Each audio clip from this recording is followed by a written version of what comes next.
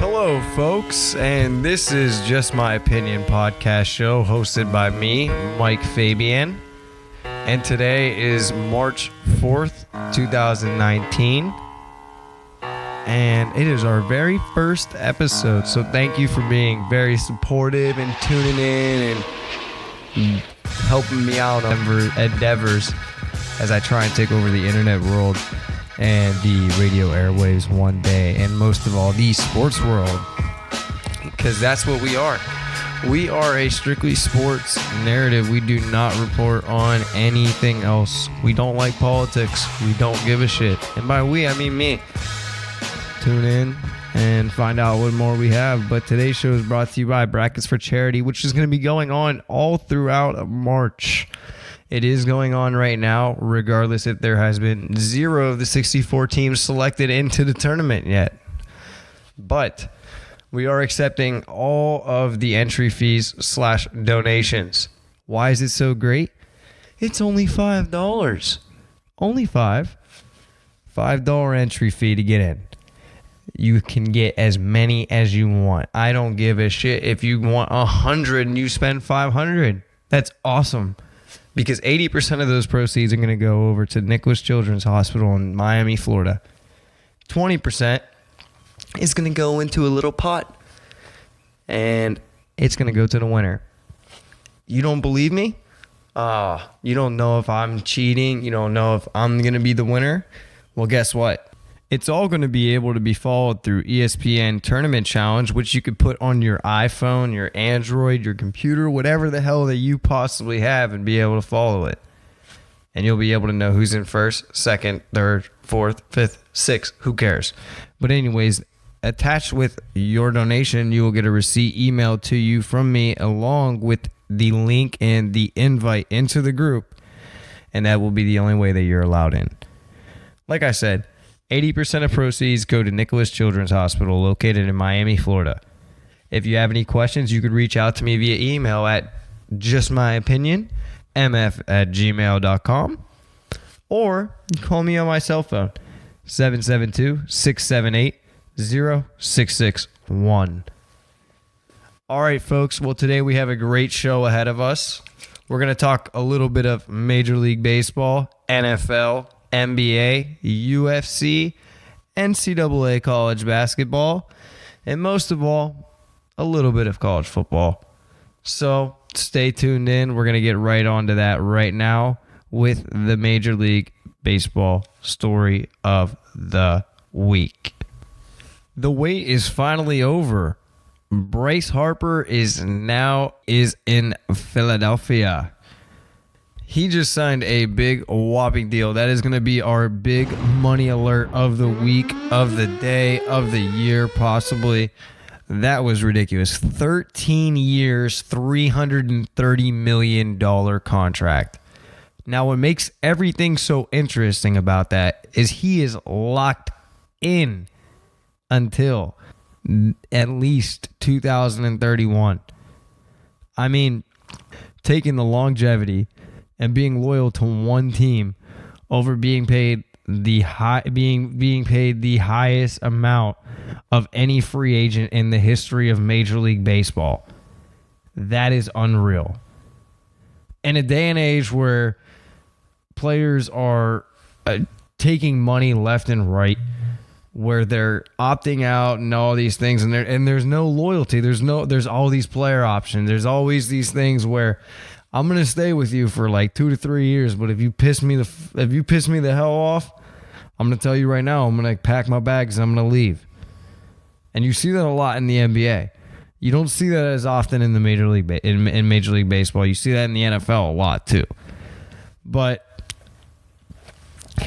he has no option. And I commend the type of person that Bryce Harper is committing. But I think the looming factor about it is he's not just committing because it's Philly, because he loves the city of Philadelphia. He's committing because Mike Trout in 2021 is also going to be a free agent.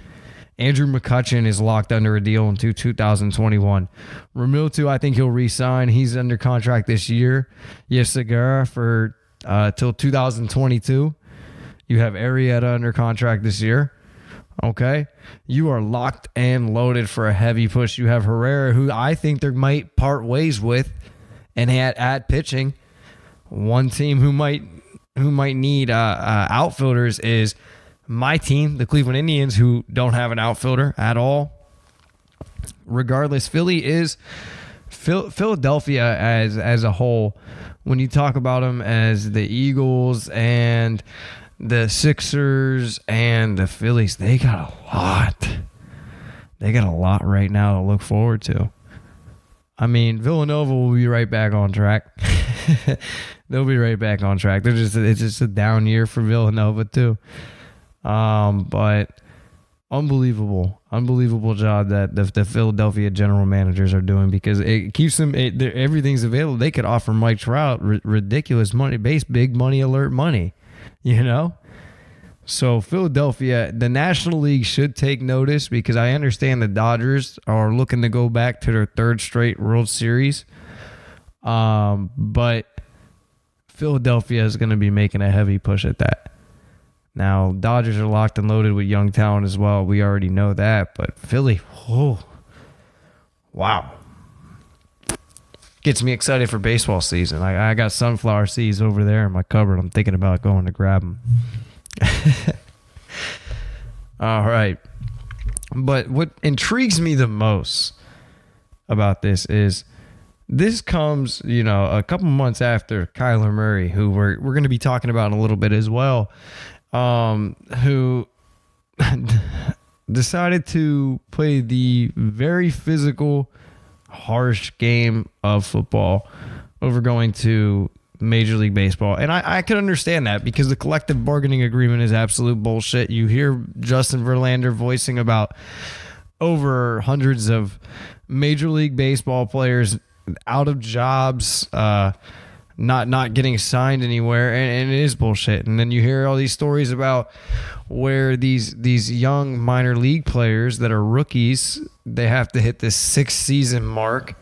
You hear owners are dropping them, and it's just I don't like it. I'm always for the employee, and I'm not for the employer. And I love employers. Don't get me wrong. I'm not saying anything like that, but I always understand what employees. I'm more for that side. That's why I take the side of a lot of Le'Veon Bell's stance and a lot of Antonio Brown's stance. I mean, I can't defend it. I can't say I condone it. I can't say that I like it, but I can say that I understand it. And that's the biggest thing, is when you could take a situation that, a lot of people have mixed views, and you can hear both sides and understand both sides of it. So, but the thing that intrigued me the most is Kyler Murray decides to go and play NFL. So Andrew Brandt tweeted in December 1st of 2015, and this was in regards to David Price when he signed the deal with the Red Sox for 7 years, $217 million. And Andrew Brandt commented, he said, "Contract like those of Price remind us that when it comes to earnings from major sports leagues, NFL players are sitting at the kids' table." And it's true. I mean, if you think about it over years, because let's fast forward right now. Bryce Harper just got $330 million guaranteed. The largest NFL guarantee ever. Kirk Cousins, $84 million. In the business of sports, NFL players sit at the children's table. And this is true. This is true. The 4-year minimum base salary for players in this year's draft, and this was as of 2017, are as follows. $480,000 year 1. $555,000 year 2. $630,000 year 3. And then $705,000 in year 4. Now, that's just honestly, that's like averages, because we already know that first round, top 10, all these people, they get big money picks. And Kyler Murray, he's going to get big money, so we don't even have to talk about that. So that was just bringing it up just to create some energy, get it into your head. But regardless, NFL players, I understand why they don't get paid a lot. It's a team game. It's a very, very much team game. It is 11 people. The NBA is 5. The Major League Baseball is 9 and some change because you have to have a bullpen and you have to have some decent backups with the DH and all of that. Regardless, the NFL has 11. And you have to spread that wealth some which way, but I do believe that these players are highly underpaid. I mean, I think that the NCAA should pay college athletes. I think that the NFL is underpaid, and that's just my opinion. Threw that in. But when you sit there and you think, what would you do in that situation? Now, I know love comes into effect. I would choose, if I was Kyler, I would choose football over baseball any time of the week. But is it love? Because I'm going to question your love when you go to the combine. And it's an event where I understand it's just basic. Don't tie yourself into it. Don't read into it. Don't get into it. But here's my issue. Why not go out there and throw? That's what you do. That's what you chose to do. Let's see you throw. Put some zip on the ball. Hell, what if you get drafted by a team that picks up one of these wide receivers that you might be throwing the ball to? Get out there. Now, the draft is bullshit in itself. It's just based athleticism. I don't base anything, any criteria as far as who I would take off of the draft. Like everybody's mentioned, John Ross ran a 4.28. He's on his way out the door in Cincinnati. There's no point in even bringing that up. Like, I don't care about any of the 40 times because I'm not going to ask Nick Bosa to run a 40-yard sprint. I'm going to ask him to break through a line of scrimmage and sack the damn quarterback. Just like I'm going to ask Kyler Murray to throw the ball. I want to see your accuracy. I want to see your zip. If I'm an NFL scout, I want to see why I'm taking a chance on a 5'10", 1'8" quarterback. That's it. I don't need to see what you do on the bench. I don't need to see what you do at the 3-cone drill. Hell, you don't even have to run a 40 for me. I don't care. But don't have the audacity not to throw out there. Because Haskins looked, Haskins, I think, would fare out well in New York. And I think New York should add like a nice little slot receiver, if you ask me. I really do. If they decide to keep Odell. I think they should add a slot receiver. If they decide to trade Odell and get a surplus of draft picks, they should get a slot receiver, a really fast under wide receiver that can run 5. Because I'm gonna be real with you, the reason why that Odell and Eli the only reason why it's a problem, Eli can't go over the top. And if Eli can't go over the top, and you have Odell sitting there in his prime, you're basically just wasting the kid away, wasting that talent away. So, I mean, I got the Giants thing here. Shout out to my in-laws and my fiance. They're big Giants Met fans, so I have that in here. But yeah, I can't see it. But I have heard from many different people. I heard on Dan Patrick. I'm hearing from Colin Cowherd. You're hearing all these different rumblings on Twitter that John Gruden loves Kyler Murray. And oh my God, would it be the most John Gruden thing to trade the 27th pick to the Steelers for Antonio Brown? And you put Kyler Murray in there and you have John Gruden. Hell, man, just give them Hard Knocks and move their asses to Las Vegas tomorrow because I'm signed and I want to see that. Give me the wide receiver that is just coming off of the whole temper tantrums and everything with the young quarterback who on the Dan Patrick Show looked like this, and I know a lot of people here here's the sound bite for the people on iTunes, but for the people tuning in, here's the appearance on the Dan Patrick Show. That's it? Keep it cordial. Are you going to the combine? I don't know. Well, wait.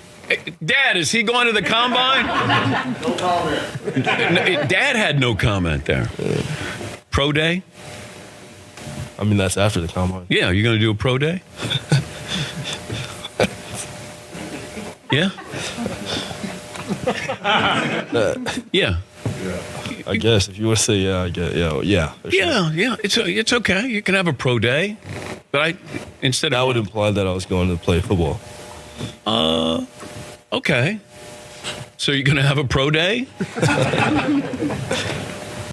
Now, the biggest thing is, I want to see persona. Like it's like I said, when I see you at the combine, I want to see a Baker Mayfield. I want to see the it factor. I want to see the intangibles that nobody talks about.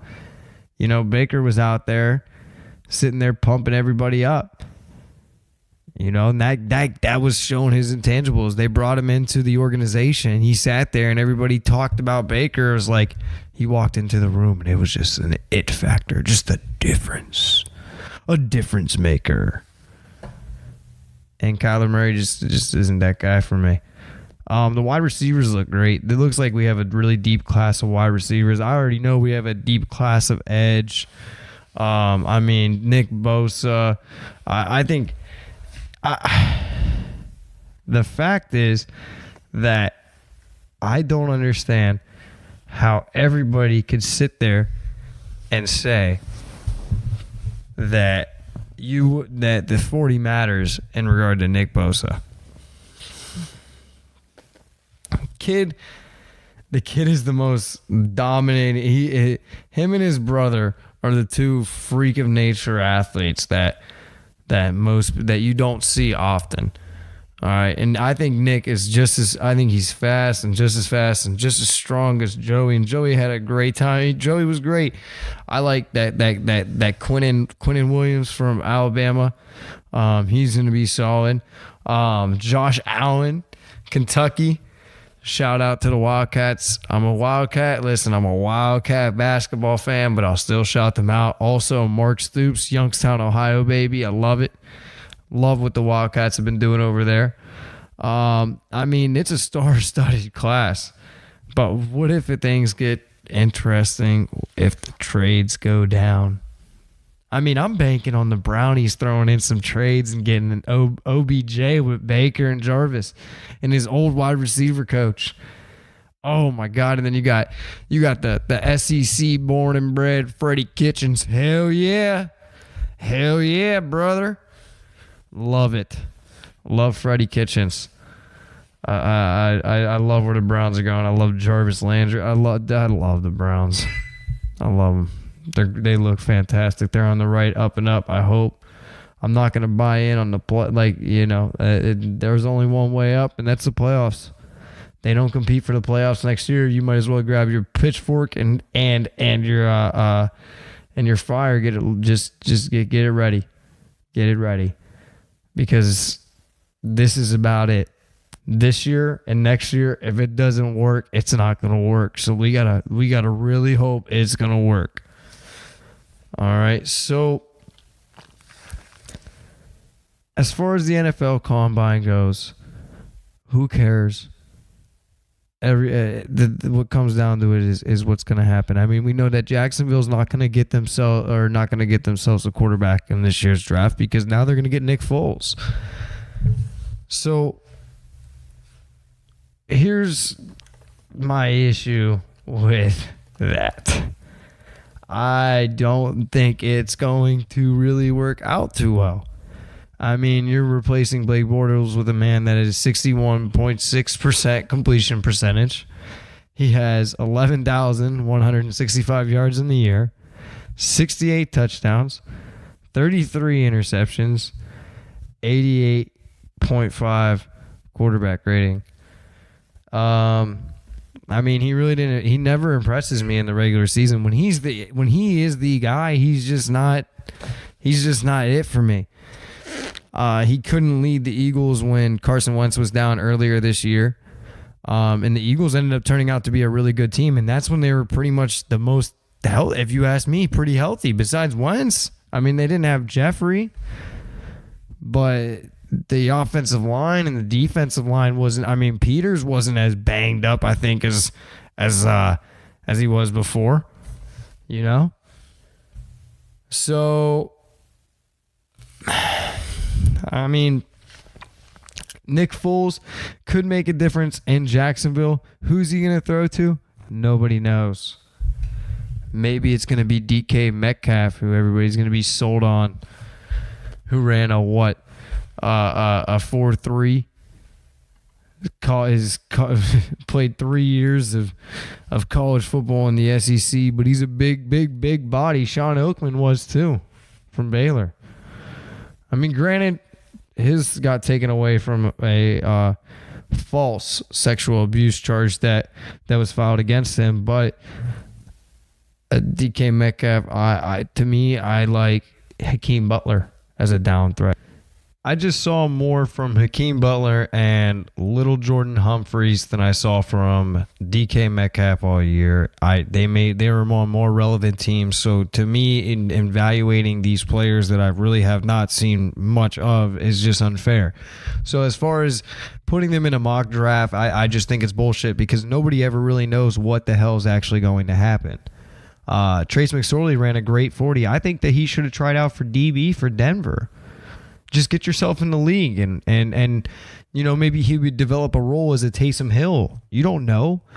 You know, Taysom Hill is featured in New Orleans Saints offense. And they're an NFC championship team.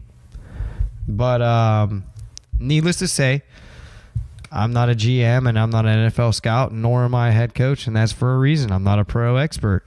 But I can give you my opinion on everything. Once again, tying it in. Anyways, so this past weekend we had UFC 235, and it was, to be honest with you, it was fantastic. I did not catch the undercards that were on ESPN, the prelims. I missed those ones, the free ones. I hope they were just as fantastic as the ones that were on pay-per-view.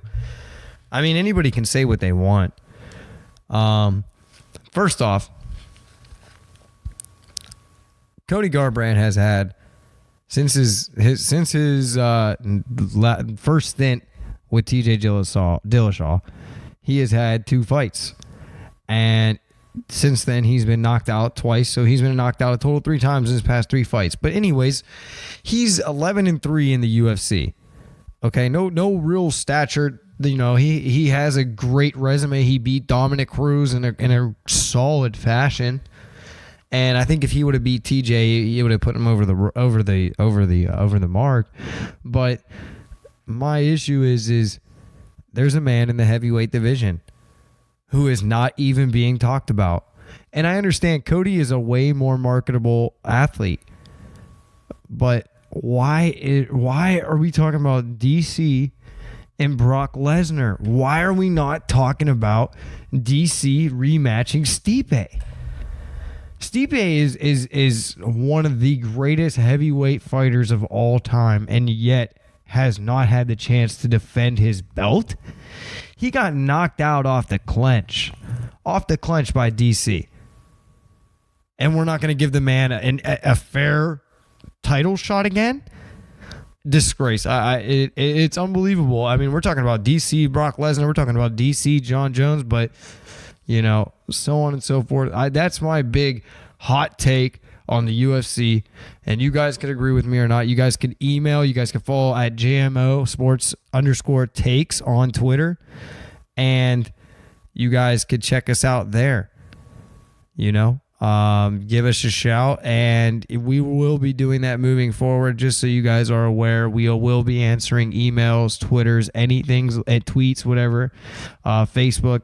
We want to get you guys involved. We want to get the fans involved. We want to get the people dialing in. Dial in 772. We want to get a live broadcast going. Today is more of a fill it out test dummy, just so you guys are aware. But anyways, let's keep going. UFC 235 happened this weekend, and it was great. Cody Garbrandt got knocked out, and and kind of in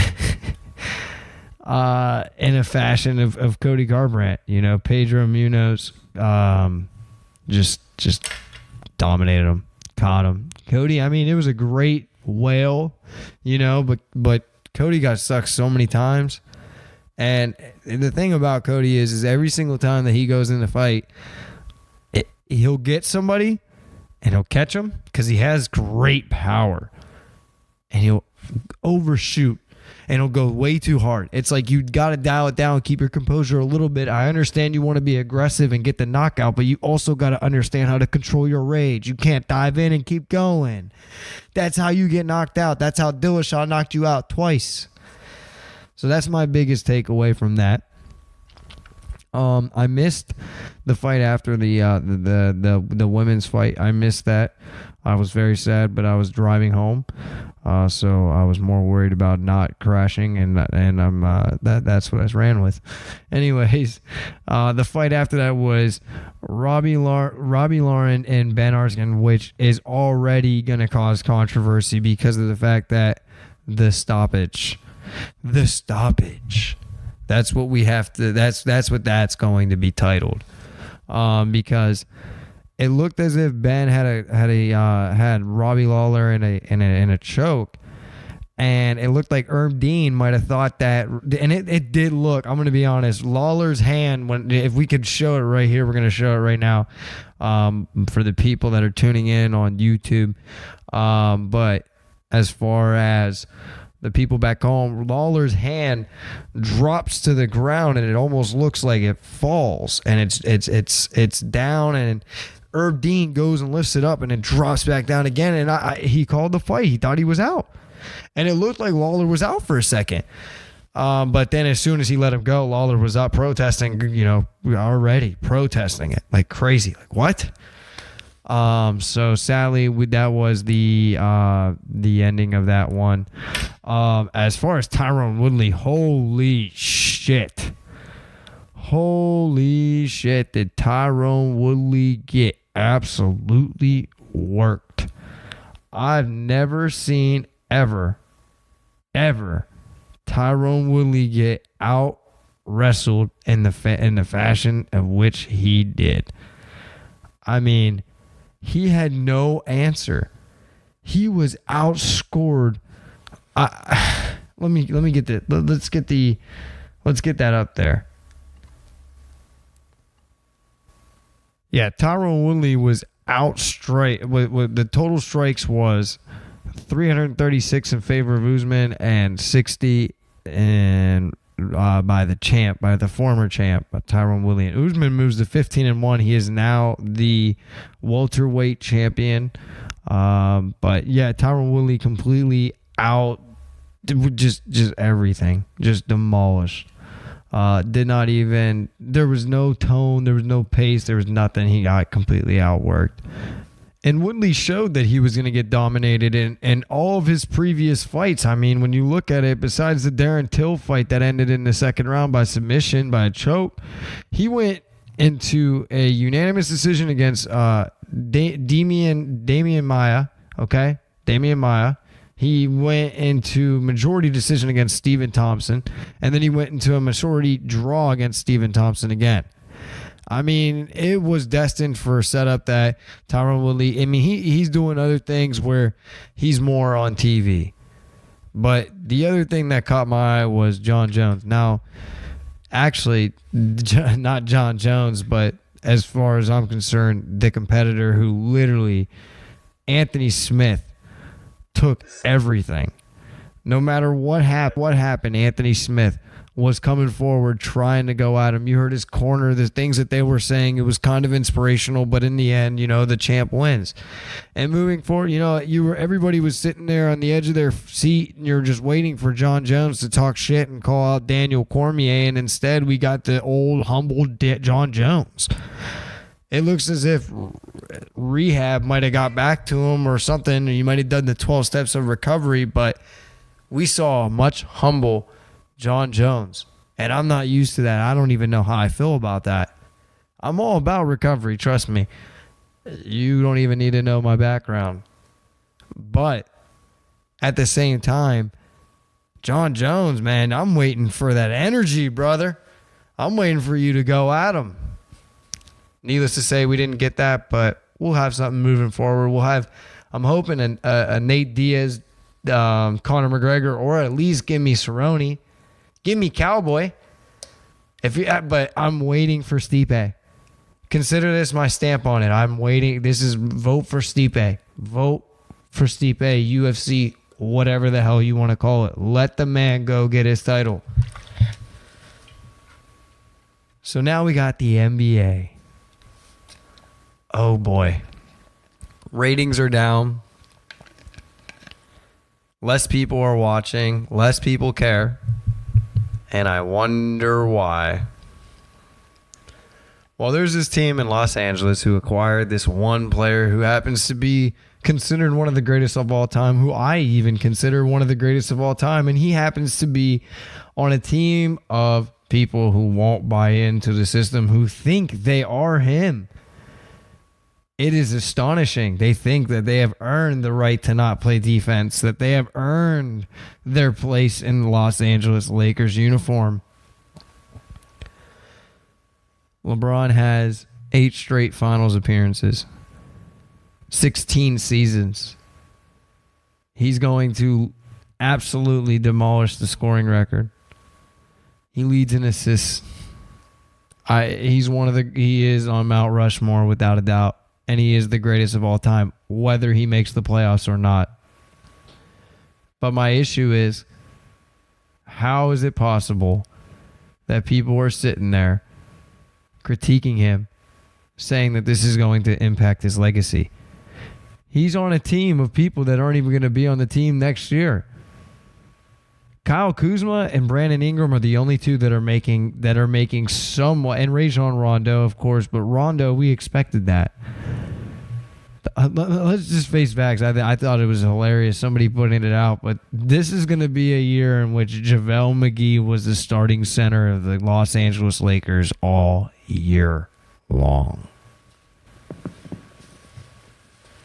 The guy that was made famous off of shacking a fool is the starting center.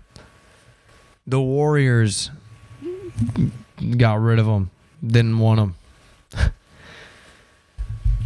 I mean, when you really break it down, and this year the Eastern Conference is pretty much between Toronto, Milwaukee, and Boston, and that's really about it. Oh, and Philly. Sorry, Philadelphia fans. I can't forget you. But the Western Conference belongs to the Warriors. The only other team that could possibly take the Warriors to somewhat of a 5 to 6 games, I would say, would be the Denver Nuggets, maybe Oklahoma City, depending on if Paul George could go not into playoff form, Paul George, where he crumbles, falls apart, and fails. But this year is a wash. We are just banking that Zion Williamson stays healthy, comes out, and goes to the NBA and just dominates the league as if LeBron, the second coming of LeBron, or like everybody else will say, the new Zion. But what do you when you think about it, what else is the purpose of this year? You have a team that is filled with 5 all-star, all-team, Olympic gold medalists, MVPs. It's just not even worth tuning in. It's not fun. So the NBA wonders why their ratings are down. LeBron's hurt. LeBron's hurt. There's really no chance of anybody really stopping Golden State. There's really nobody that's going to stop Boston, Philadelphia, Toronto, or Milwaukee.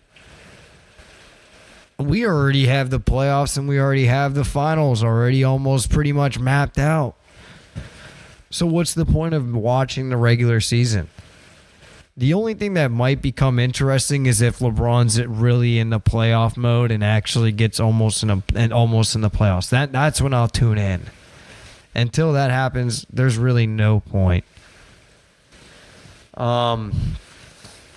So college basketball, it's going to be a great year. We have a fantastic year ahead of us. Fantastic March ahead of us. So a special shout out once again to the Brackets for Charity. The event that we have going on. It's the first annual Brackets for Charity. I hope that you become a part of it. So when it comes to college basketball, I mean, there really isn't much to talk about right now. We're 2 games going into conference tournaments. So, I mean, basically, I can just give you my projections of who I think is going to be the number 1 seed. So, without further ado, I'm going to give you guys my number 1 seed. Drum roll, please.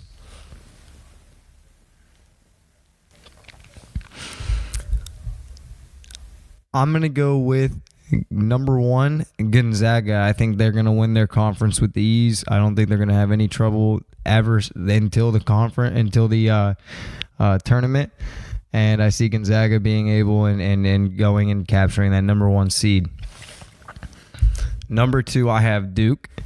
I have Duke getting the number 1 seed, depending upon if Zion plays or not. I personally think he should sit out the rest of the year and play and focus on the NBA. You're not getting paid. Do what you want to do. But if he comes back and plays, I see Duke winning the ACC, and I see Duke going on and representing the ACC as the number 1 seed. I got number 3. I will have the SEC winner, but I got Kentucky winning the SEC. I got to stay loyal to where my fanhood lies. I think that we will be able to beat Tennessee and capture the SEC championship in a neutral site. Or LSU might actually sneak up and surprise everybody, but I see Kentucky getting the third number 1 overall seed. And 4th, drum roll again, please.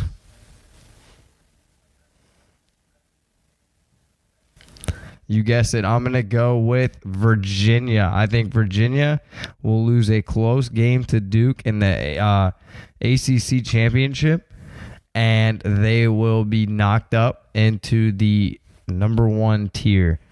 So that's my projection. We got 2 more games left pretty much for everybody this last week, and we are going into SEC, and not SEC, but conference tournament championships. Stay tuned because we will have spreads and picks. I have spreads and picks going every single night on the Facebook page. If you're not watching, you're not winning. I mean, that's up to you. That's on you guys. But my final comments, because today's going to, like I said, today was a short one. I really hope you enjoyed it. I just wanted you guys to get a feel for my voice. I wanted to hear my voice also, see how everything turned out. And I hope you guys enjoyed it. My last take is, let's talk about the Antonio Brown situation. Antonio Brown decided to go and decided to go the television route and go on LeBron's The Shop. He decided to go on an interview. I didn't even see who it was with. I didn't pay attention more along the lines. I just paid attention to what he said. But what I could tell you is Antonio Brown doesn't seem like he's a man that is lying, and Le'Veon Bell doesn't seem like he's a man that is lying either.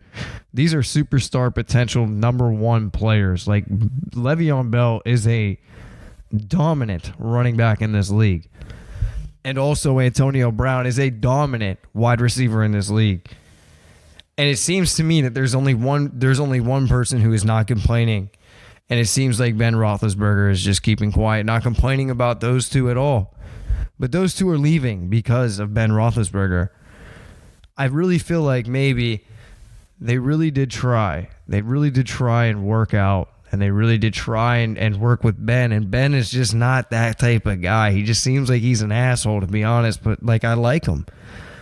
Trust me, there's assholes that you like. I like Ben Roethlisberger. I have no problem. I'm a Browns fan. I respect the way that Ben plays. That's a fact. And I respect the Pittsburgh organization. I might hate them every single Sunday, but that's a fact. But what I could say is maybe we shouldn't paint the picture of these guys being so horrible.